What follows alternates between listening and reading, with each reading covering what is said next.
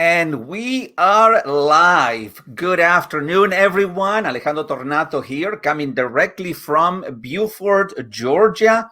And I want to welcome in particular my tribe from Conversations with Influencers. And I tell you guys, today, let me start again.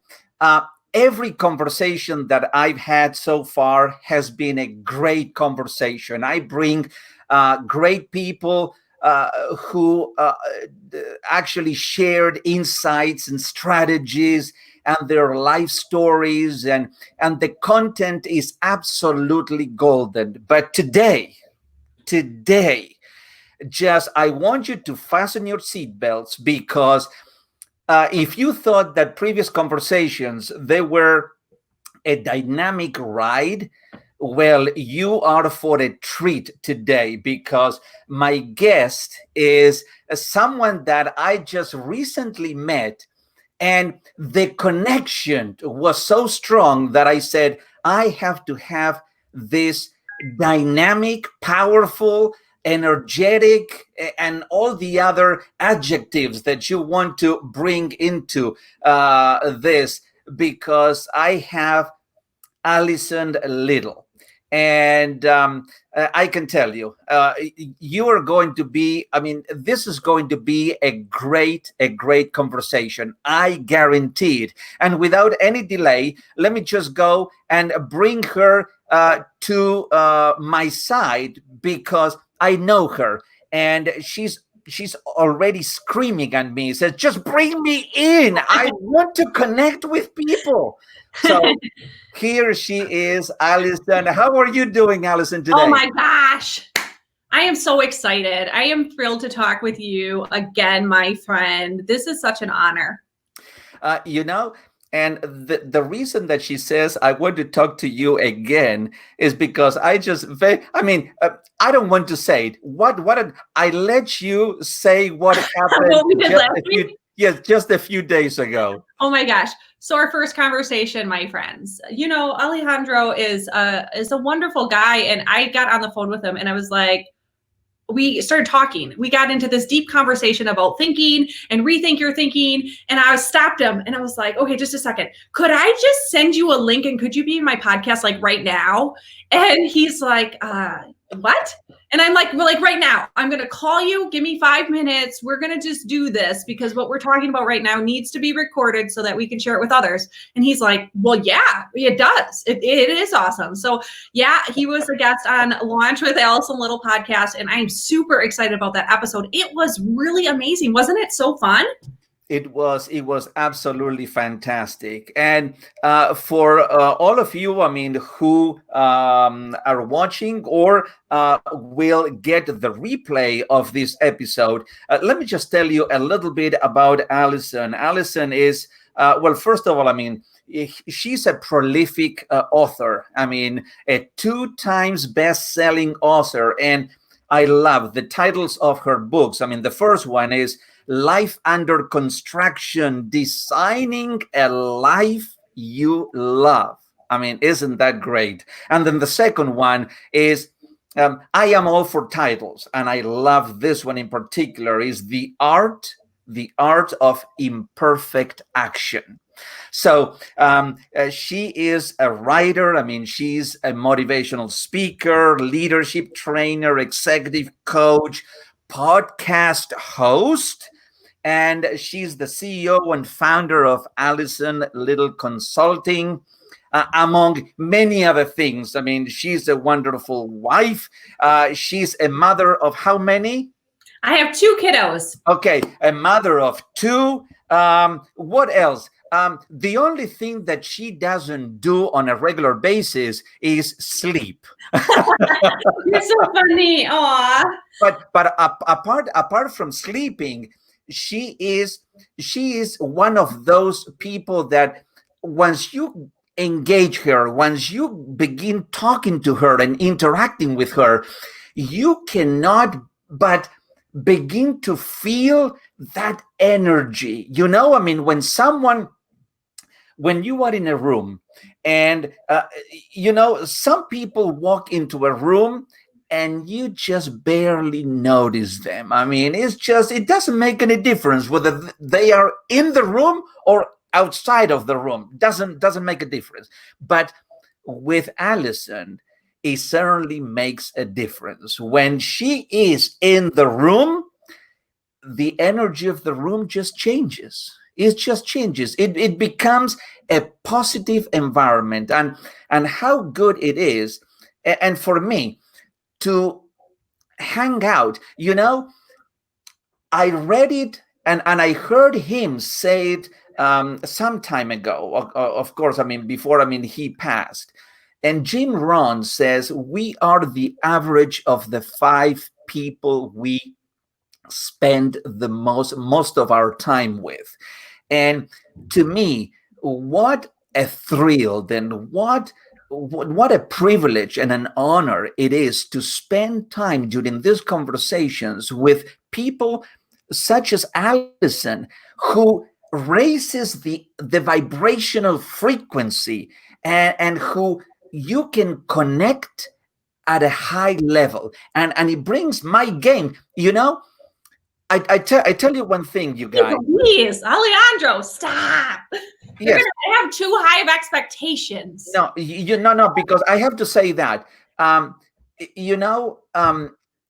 when you are in a room and you are the best potato in the room, then you have to change rooms. You have to get to another room, okay, with bigger potatoes. That can raise you to their level.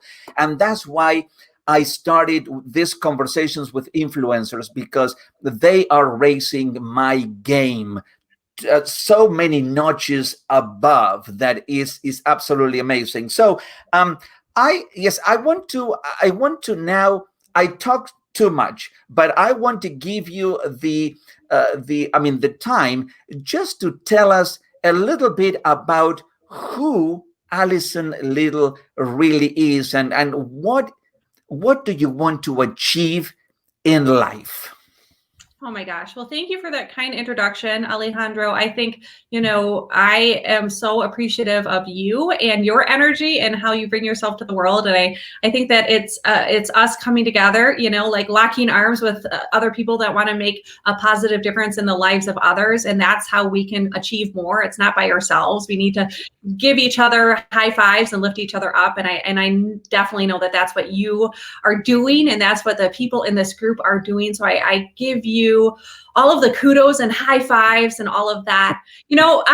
It's interesting because I just figured out who I am about an hour ago. And I'll tell you the background story on that. So I was actually having a conversation with a woman who worked as an executive for Ticketmaster and then Pandora when they grew from 100 million to 1 billion.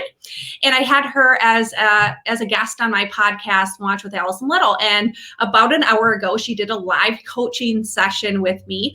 And she had that exact same question. Allison, what do you do? And I gave her the exact same answer that I typically give people.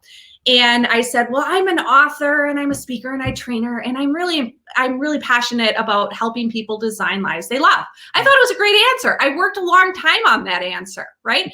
And she's like, no. She did it in a really nice way, but she helped me really understand who I am and how I serve people. And I want to share that with you now, because how many of us get asked that question? What do you do? Who are you? And so I want you to think about it this way. What she said is,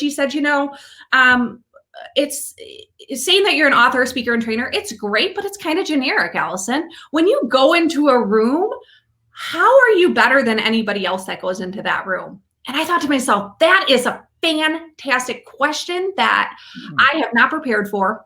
And so I stumbled a little bit and I thought, I don't even know. So I told her some answers and she's like, no. And I told her another answer. She's like, no. I'm like, well, I'm part of the John Maxwell team. She's like, so? There's tons of people that are part. Well, I've built businesses since I was 23. So there's other people that have started businesses. There's kids that have businesses. And I'm like, ugh, what is this? This is a hard answer, right? And eventually what I realized is that the change, the thing that I do is I help organizations and teams and individuals change. Like, I navigate that change process. I mean, how many of us have ever gone through a change in our organization or our business or our life? And there's so much noise, right? There's so many details. It's hard to just kind of narrow in and focus on the thing you need to do. And that's what I'm an expert at. I love doing that. I love helping navigate change. And so now I'm a change navigator, and I help people do that, whether it's individually, if I'm up on stage and I can help coach people through that change process by the questions I ask, or if it's in a team setting where I'm doing a training and facilitating that. And I really love it. It's my superpower. Wow, I love that. And what you just said is it illustrates so powerfully the power of coaching, because I said it to many people, coaching is not counseling and coaching is not mentoring, although, I mean, mentoring and counseling are necessary, but that's not what coaching is. Coaching is helping people to really birth from their inside whatever they are as people, what the greatness that they can bring as a contribution to the world, and they have it, but they don't know how to express it. Well, a coach is able to bring all that content out, and how happy I am to hear you that now, perhaps for the first time, that you are a change navigator. I'm so excited.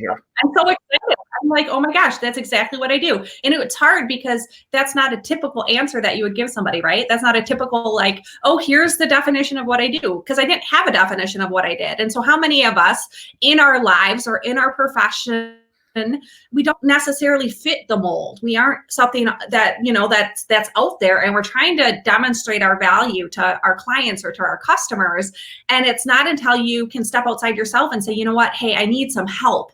And that whoever it is, she calls herself a fairy godmother. She is like a fairy godmother who gifted me with this amazing idea.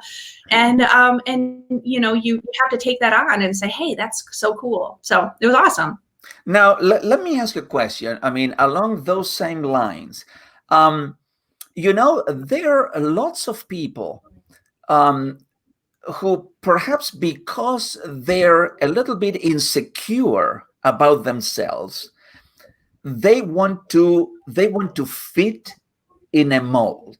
They want to fit in a particular mold, and that is the mold of hundreds of thousands or millions of other people, and if they fit on that mold, they become invisible and they become unknown because everybody fits in that exactly same mold. Now, please don't misunderstand what I am going to say right now, and this is not trying to offend anybody, but do you consider yourself, because I consider that myself, and I want to know, I mean, if you think the same way, do you consider yourself a misfit? Oh my gosh, this is such a good question. I was just having a conversation with Dr. Mary on our podcast about being a misfit. Yes, and I feel like it really it comes up so frequently because I don't think or act like many of the people that I'm around. And so I have to reach out to people like you, Alejandro, or your group, or I have to do things a little bit out of the mold. Today I was in Italy, northern Italy. I was on the West Coast and the East Coast. And that's what fills me up. I need to be around people that are thinking a little bit outside the box to help me continue to foster that outside of the box thinking. And that helps me energize and stay in that inspirational place. And I think, one of the things when you feel like you're a misfit, if you never find other people that are misfits, you always think you're a misfit. And it was when I was, March 2016, I was at international conference, and I met this man. I sat down next to him, and he was just kind of presidential, and he was there because he was going to speak at Harvard and West Point or something. I was like, what in the world? I'm like here just because, like, I'm glad I got here, and I'm glad that like everything is good. And that's like the amount that I thought into this.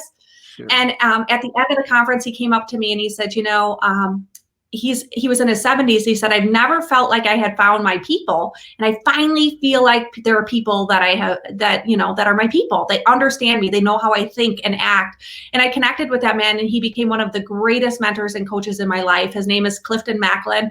And he actually passed in February of 2019. And my last book that I just published, Keep Going, How to Create a Champion Mindset, is written and dedicated to Cliff, because he was a misfit.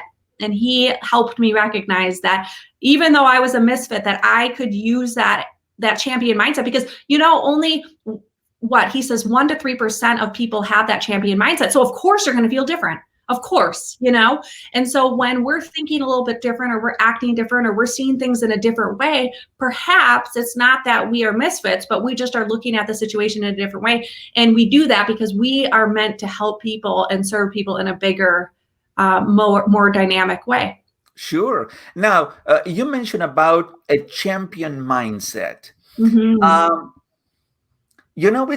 I mean, it's amazing. I mean, when you see people or champions actually, I mean, competing on the Olympic Games, and you see them as they're preparing to compete in a particular event. I mean, would it be, the 200 meters or whatever, I mean, it is running or swimming, and you begin to see them that they are there, but they are not there. They are there, but they are in their strength zone. I mean, they are.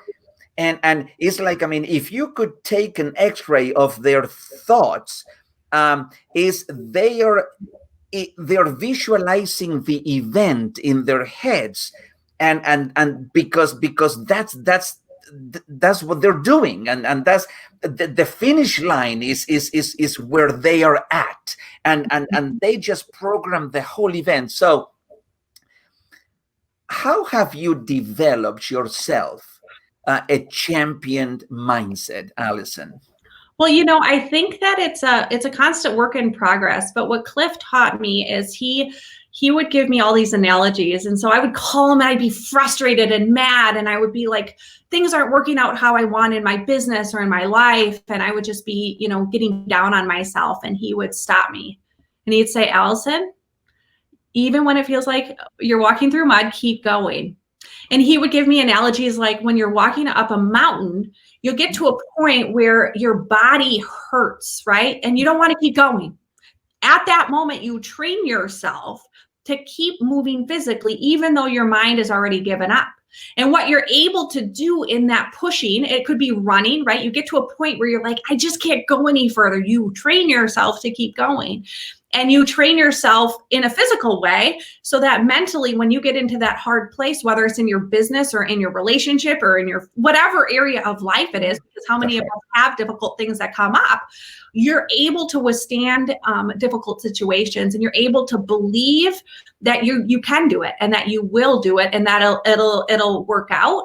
And I can't tell you the transformation that has happened in my self-belief, but also in the people that I've been able to share that book with, and how they've been able to see themselves in a different light. Because what I found in my own life is, I grew up in a single family home. My mom raised me. My dad was an alcoholic. He was abusive, and he wasn't the model of a father that I needed. And for a long time, I didn't know it at the time, but for a long time, I held on to beliefs that just weren't serving me. They were limited beliefs. I didn't have value. I wasn't enough. All of these different things that happened when I was a child. And in 7th grade, I had a track coach that pulled me aside, and he looked at me and he said, Allison, you are a leader. And he described what a leader did and how I was acting and behaving. And I took that as a badge of honor, not knowing what a leader was. but I used that to fuel my curiosity about what a leader was and how a leader acted and how a leader behaved. And I started studying books and reading about leaders. And that's where so when people say, oh, Allison, you're really interested in leadership, I started when I was in 7th grade, really like with this tenacity to become the leader that I knew could make a difference in the world, because I had that track coach believe in me, and it shifted my beliefs about myself. And when you can shift the beliefs about yourself, you know, there's no stopping you. And that's where I think the champion mindset is so powerful, because there's, you know, so many people that hold on to baggage or limited beliefs that is just not serving them, is not serving, you know, the best version of themselves. And it's unfortunate when we don't even know that it's there. And soon as we can bring that to the surface, and soon as you see that on the paper, there's something really freeing about that. And it's really empowering to be able to say, you know what, I'm not going to choose to believe that anymore. I'm going to choose to believe this positive thing about myself. That's exactly right. And how many times I cannot even begin to describe you how many times I talk to people, and they don't have healthy beliefs about themselves, for whatever. I mean, because pretty much, I mean, we pay more attention to the negative and to the limiting beliefs that we have than to the potential that it's inside of us, that is ready to be. I mean, to really come out. Mm-hmm. And it's amazing how many times I said, listen, I know that perhaps at this point in your life, you don't have a strong belief about yourself, but I beg you, believe in my belief of you. Yes. Believe, just borrow belief. Yes. That's right. Borrow my belief, and just until you begin to strengthen your own belief, ride the waves on my belief back. Oh my gosh. That's right. That's exactly what Cliff did for me, as he believed in me more than I believed in myself, especially writing books and speaking on stages. I remember I would call him and I'd be like, oh my gosh, I have to speak on this stage to however many people, and what am I going to do? And he'd be like, you're going to do it and you're going to own it. That's what you're going to do. And every single time I'd be like, oh, I'm going to hike a mountain. I'm going to have a retreat on top of a mountain. He'd be like, of course you are. And it's going to be amazing. And it's going to change people's lives. And it's those type of people that come into your life and believe in you before you believe in yourself. And it does something to change you, because then that becomes your passion too, right? You want to believe in other people and let them know how valuable they are. That's exactly right. Now, I read this. It says, Allison is passionate about helping high achievers launch to the next level in their lives, personally and professionally. Mm-hmm. So what, if you have to describe, I mean, what is, because if you said you help high achievers, in the minds of people, it says, I mean, well, what can you do for a high achiever? I mean, it's already a high achiever, my goodness. I mean, but how can high achievers launch into the next level? What is that step up, that launching into something else? What a great question. You know, when we came up with this idea of launch, it wasn't actually my idea. It was, I had a book launch team, and I thought there was going to be 2 people on it. And it happened that hundreds of people became part of that book launch team for my first book. And what I saw happen within that group is people kept launching in their own life, right? All these high achievers from all different areas, from all over the world, were launching, whether it's starting their own business, writing their own book, speaking on a stage, even just stepping outside their comfort zone and maybe doing a Facebook Live, anything, right? They were launching. And I kept seeing it happen over and over and over again. And I said to them, you know, hey, I don't know if you see this, but I'm seeing that within this group, we have all these high achievers that are launching to the next level. They're, you know, letting go of those limited beliefs, and they're seeing that next version or next potential in their life. And so as we talked about it, we came up with the acronym for launch, which is Leaders, Action, Unstoppable, Change, and Happy. And that became kind of its own brand. And so we had a live event, a launch leadership conference that I do annually. And I coordinate with a team of people, and we have hundreds of people from all over that come to that conference to get filled up. Because what I found was we were having a lot of different events for different types of people. And what I feel like my superpower is helping especially leaders that are executives, or leaders that own businesses, or leaders that, are maybe leading their family, but leaders need to be filled up. And that's what we really wanted to be able to do and help them launch to the next level. And as we grow and as we learn, we're constantly evolving. And that's where the next level comes from. And so that's really, the changes that we go through. And that's really, I help people navigate change. As I'm talking to you, I have been noticing that there's one word. All the words that were spoken are absolutely fantastic, but there's one thread that I can see throughout, and is this idea of change and navigating change, and with change comes transformation. Mm-hmm. But yet, and I'm sure that you know this, Allison, for many people, the word change is synonymous to, I don't know, either a swear word right? or a word that, Me too. That's the thing. Yeah. This is the thing, Alejandro, is me too. I actually, at one point in my life, I hated change so much that I would say I absolutely hate change. And that's why I think that now that's my mission, to go help other people navigate change better, right? I think that it was my hating, absolutely like digging my feet in, saying I will never change, that I was able to come out of that. And rather than asking the question, what if everything goes wrong? Because I was really good at coming up with those answers. And you know this, my degrees in scientific and technical communications with a concentration in engineering. Like I was really good with coming up with all the reasons why something would not work. Like it just worked out really well for me. Then I had training in it. Like this is really good. And then I recognized, it was about 5 years ago when my life went literally and figuratively under construction, that rather than asking myself, what if everything goes wrong?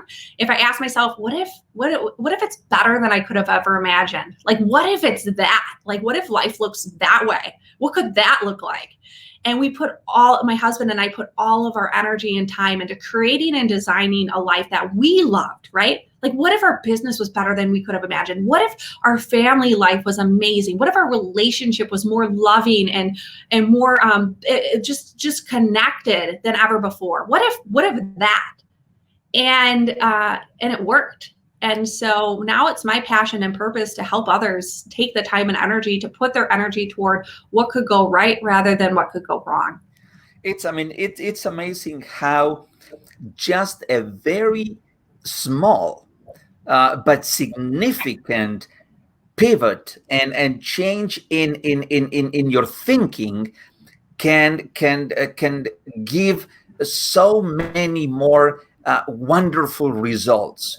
And I said to people, the amount of energy that you spend thinking negative things, why don't you spend the same amount of energy? Because it's no additional energy. I mean, it's exactly the same amount of energy. And you just focus that energy into what you just said.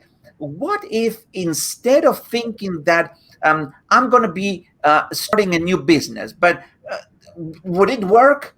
And thinking all the obstacles that could come in the way, thinking of all the impact and all the people you will be able to transform as a result of you taking that action.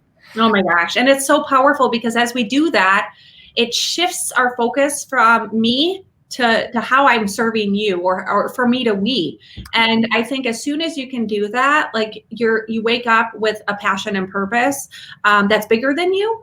And every morning I wake up and I'm like, okay, how am I going to add value to somebody else today? What am I going to do? Or, we're in our financial planning firm right now. Every day my husband's like, okay, so who am I going to help today? What is that going to look like? And when you can do that, when you can serve in a way where you are just bringing your best, most authentic self to every situation with the purpose to serve people in a really high level way, there's nothing that can stop you. There really isn't. And the thing that I find is I call them pinch me moments. You'll have more and more pinch me moments where you'll be in an environment. I remember one specific last August, I had the opportunity to speak on John Maxwell's stage and teach transformational leadership. And they recorded it and they'll use it to transform countries. I remember right before that, I get a hug from John. He says, thank you. And I go and I speak on his stage. And I remember thinking to myself, this is a pinch me moment. This is bigger than I could have ever imagined, like more audacious. Like I can't even imagine that I get to do this, but things like that will happen. And I think that's, when you get outside of yourself and you start to just do things because it fills you up and you want to help serve people, those types of things will continue to happen. And I love, one thing that John Maxwell says is, when comparing and contrasting success and significance, and he says, listen, once you've tasted significance, success will never ever taste the same. Oh my gosh, right? It's like no amount of money can like, if you can make a positive impact on the life of somebody else and they let you know that happened, or an organization or somebody just their light bulb goes off, it's like the most transformational thing, and it fills your heart and you're like, I would do, like, yes, sign me up. Then just one thing about this book that you also wrote, The Art of Imperfect Action. If I turn and I look at something that I have on my wall, this is a quote by Tony Robbins, and look at what it says. It says, the path to success is to take massive, determined action. The path to success is to take massive, determined action. Now, that action doesn't have to be perfect action. It's the result of imperfect action on a consistent basis that will push you to that level of success and significance that we want to have. So, you are not afraid of doing imperfect actions. I feel like you already experienced this, Alejandro. I was like, hey, this is a really great conversation. Let's do a podcast. Like, that's my life. People ask me, Allison, what is your typical day? I'm like, I don't have a typical day. If I had a typical day, I'd be bored. No, there is no typical. Like, what's your routine? I don't have a routine. That's the whole point. Like, the whole point is that I don't have a routine. The whole point is that things look different each and every day. And when I'm in that place of taking imperfect action and failing, my dear friends, failing is a regular part of my routine. Things don't work all the time. And people will say no. And what I find is I don't really put too much energy to that. Like I notice it, I take note of it, and I learn from it, and then I use it to figure out what's next. And I think that's how we've been building businesses, and that's how I've helped my clients build brands for over a decade. But I think, that imperfect action, like trying something out, failing, figuring out what worked and what didn't work, and trying again, like it's so powerful. And what I find is a lot of people will think their way to success, but they won't actually take action. And there's so many times in my life where I'll be coaching somebody and they'll be like, well, I'm really thinking about this business, and I'm really thinking about writing that book, and I'm really thinking about speaking on that stage. And they'll say, but I don't know what to do. And I'll be like, okay, well, have you written any words? Well, no, I've been thinking about it. Just write some words. Well, I really want to speak on a stage. And I said, what I did is I called everybody that I knew, and I said, hey, could I come speak to you for free? And they're like, you did that? I'm like, yeah, tons of people. And you know what eventually happened? People started recommending me. And then now it's like people call me and they will pay me lots of money to speak. And so I never am too good to try something out and try it for free and see how it works.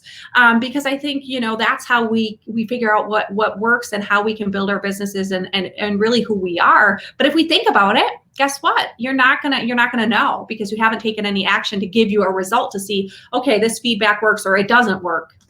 That's exactly right. And that is why so many people get and stay in that stuck modality, is because lots and lots and lots of people, they do things by having intentions of doing things.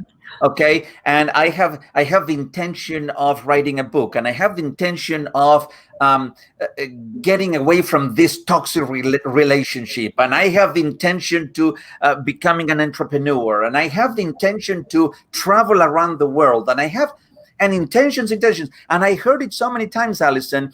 If you want to go to a very rich place filled with intentions, go and visit every cemetery in the world, because in the cemetery you're going to find intentions that people had, but they were never fulfilled. Mm-hmm. Those intentions were buried with the person who had the intention. And I said, replace intentions with intentionality. With intentionality. Be intentional. Is not what I'm going to do this afternoon. Replace it with, what am I doing now? This moment. Gosh, right? I say you live in 3 different places. You're either in the past, you're in the future, or you're right now present with what you're doing. And that's what I find oftentimes is people are either living in the past of what happened to them previously, whether that's good or bad, or accomplishments that they've had in the past, or they're living in the future, like what's going to happen. And the only thing we can control is right now. And people will say, well, Allison, you get so many results. You've written 3 books, you have 2 businesses, you did. Like, I don't think about all of that. All I think about is what I'm going to do today. And, I think we make things more complicated than what they need to be. I don't think about, I need to have 100 podcasts. I think about, what's the podcast that I can record today that's going to be impactful to somebody? Or what are the words I can write to inspire or empower people? Or what is the idea that's really going to have that impact? And I think as soon as you can start being more present in who you are right now and showing up as your best self as much as you possibly can. We have bad days, right?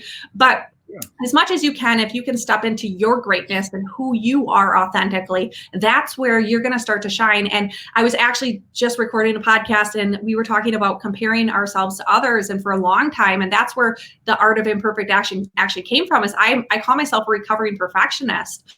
For too long, what happened is I had to be perfect in every area of my life. And I had to look perfect. I had to act perfect. I had to be this perfect version of what I thought success looked like. And it was exhausting, Alejandro. It was exhausting to myself. It was exhausting to the people that were around me. Yeah. And it was when I let go of that, when I realized that I needed to just be good enough. Not that I don't have high standards, because I absolutely do. Not that I don't try my best, because every single time I show up, I do my absolute best, and I prepare probably harder than anybody else I know. But I think that really was freeing to me. And I find that resonates with a lot of people who, they don't even try because they have this perfect picture of what they need to be. And if you can just show up and be your authentic self, my goodness gracious, you know what happens? People love that. They love that, you're you and you don't necessarily care, and you're just trying to share a message with some people, and it just really resonates. A lot of people, they don't make progress because they're looking for the perfect time. They're looking for the perfect outfit. They're looking for they're looking for the perfect this, the perfect that. And I think that you said something that is essential and critical. Instead of waiting for perfect things to happen, just show up. Show up in whatever form, shape, and just show up. And when you are there, then begin to be yourself. Now, as you progress, don't wing it. Okay, just prepare yourself. Do your Absolutely. homework. Yeah. So yeah, I think there's something to be said for that, because I think that there's a high level of professionalism that comes to, like, for example, speaking on a stage or preparing for a training. And so I don't just wing that. No. And I don't just do it good enough. I prepare and I strategize, but through that preparation, what happens is you start to show up more authentically as yourself. And then what you're able to do is you're able to come into those situations after you've, tried things out and planned and prepared for 500 hours or for what, 1,000 hours. You'll come into those situations maybe a little less prepared, but you've been preparing for your entire life for that one moment, right? And so I think that's the thing too, is like a lot of the little putsy things that I do behind the scenes that people don't see, whether it's writing or whether it's speaking, through podcasts or all these little things that I do every single day to prepare myself for that moment, right? I'm preparing myself for the future Allison that's going to be on that stage, like speaking to the stadium, saying, this is what it looks like. Yeah. You need to prepare yourself, because it's all those little imperfect actions that lead you to that picture, that vision that you have for yourself, and how you're going to really make the impact that you want to make. That's absolutely great. And listen, Allison, as we wrap this episode, I mean, this has been a great, valuable conversation. I typically ask my guests two questions. And the first question is this: what is, for Allison Liddle, what is your definition of success? I think we were just talking about success versus significance. And I own a nationally awarded financial planning firm. So I probably have a different perspective on financial success and what success looks like, just because I've had a privilege of meeting a lot of different types of people, financially successful, but maybe not the nicest people, right? Maybe they don't have their values in the right place. And so my definition of success is a little bit different, because, and we attract, don't get me wrong, we attract amazing, wonderful, kind, loving people, but I've just seen both sides of this picture. And the thing that I found is, at the end of the day, if I know that I was kind and that I was loving and that I tried my best to bring my greatest self to the world, and I can give my little babies, Avery and Logan, a kiss and say their prayers and look them in the eye and know that I showed up as who I am in the world, because I want them to show up as their authentic self. If I know that I've done that each and every day, that's success to me. And I think if we can really be the best versions of ourselves for our kids, that'll change our world and help them see the greatness within them. And that's really, every single day, like I think about really what changed in my life, like what made me start writing books and speaking and doing the things that I do right now. And it's really because I wanted to let my kids know that it's possible. It's possible to chase your dreams. It's possible to help people. It's possible to have a global brand where you're impacting people all over the world, my friends, because it's possible. And as soon as you can say it's possible, that's truly success. Excellent. And the second question for you, Allison, is what do you think that living a limitless life is all about? That's a great question. Living a limitless life is about not holding on to maybe beliefs that have been stopping you in the past. I think, in my personal life, I recognize that there were so many beliefs that limited my potential. And I still butt heads with them sometimes, right? Sometimes those, especially when I'm stepping outside my comfort zone. And like I said, no day is the same. I'm stepping outside my comfort zone every single day. And so what happens is, as you're stepping outside your comfort zone, your brain is trying to like connect with something that it knows from the past, but it doesn't know what's happening today because it's different, right? I intentionally do that. And so I think being limitless is saying, I'm going to step out of my comfort zone each and every day, and I'm going to push myself each and every day into something uncomfortable, because that is limitless. That's really saying, you know what, I'm not going to confine myself to this little box. I'm gonna push myself outside of this and make the impact that I was made to make. Excellent. Now, for the people who are going to be watching, I mean, if they want to get hold of you, I mean, can you share, I mean, what are some of the vehicles that they can go to? Yeah, absolutely. I'd love that. My website is AllisonLiddle.com, ALLISON, Liddle LIDDLE.com.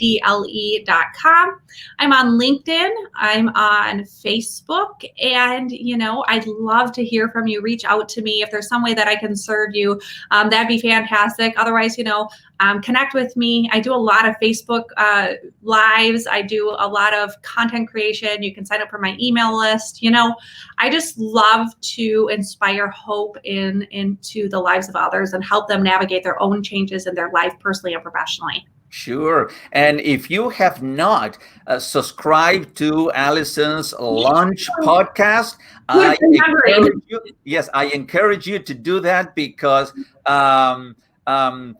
it's just going to be, I mean, great content. I mean, exceptional. It's so good. Like sometimes I'll be like, I can't believe that I get to have this conversation with this person. I learned so much. So yes, absolutely.